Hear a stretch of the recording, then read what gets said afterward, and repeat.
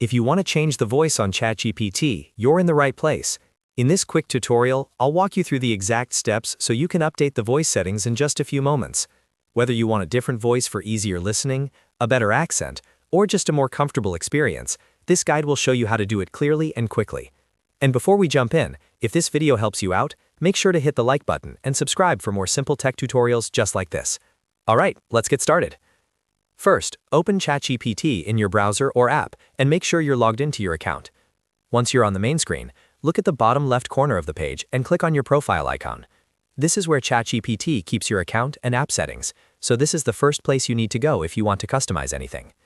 After you click your profile, a menu should appear. From that menu, select Settings.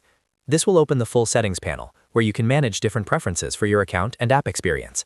If you've never been in this menu before, don't worry, it's very easy to navigate. Now inside Settings, look for the General section and click on it. In some versions, the layout may look slightly different depending on whether you're using the desktop site, mobile app, or a newer interface update, but the General area is where you'll usually find the voice options.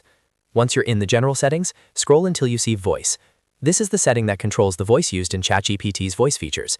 Click on Voice, and you should see the available voice choices appear. At this point, all you need to do is select the voice you want to use.